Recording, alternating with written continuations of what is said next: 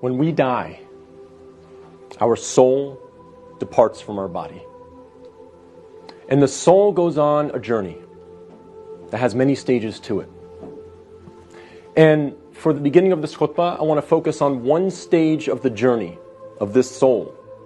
And that is when the soul descends into the grave to be reunited with our bodies. And when the soul is coming down, it witnesses the janazah, the funeral. And your body is laying there on the ground, wrapped up, getting ready to be buried. And you're descending and you're seeing this, and you're hearing it, you're experiencing it. And when the people then take your body and place it in the grave, your soul descends in there, into the grave, to be reunited with your body.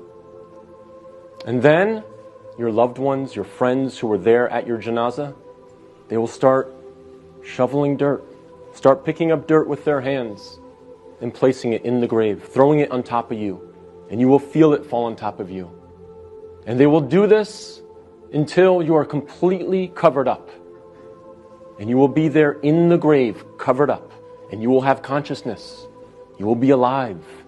Not physically, obviously, but your soul will experience this. And then after your family makes some du'as, and they say some nice, kind words about you, they'll walk away. They'll leave. And you will hear their footsteps, as the Prophet, peace and blessings be upon him, said, that you will hear their footsteps as they walk away. And you will be there alone, in the grave, by yourself. Darkness, silence. What happens at that point? Two angels come to you, Munkar and Nakir.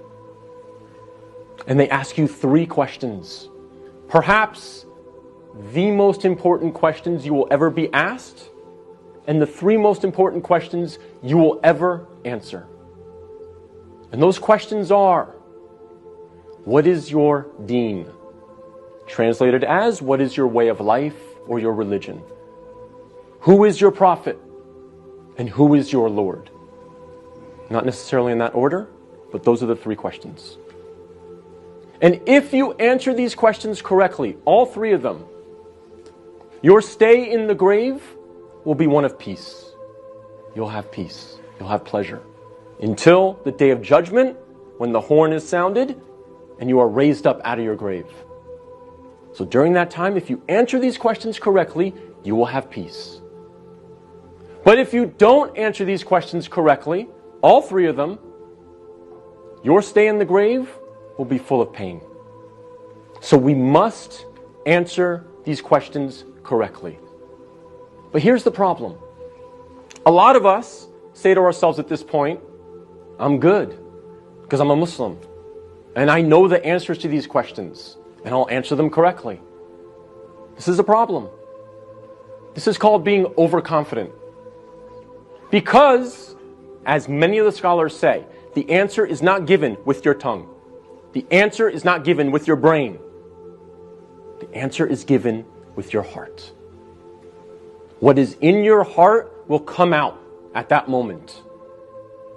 And so if you lived your life not praying, not striving to implement Islam, not striving to understand the Quran to the best of your ability, if you spent your life not really striving to be a Muslim, a true Muslim, trying to practice, then Islam really was not in your heart.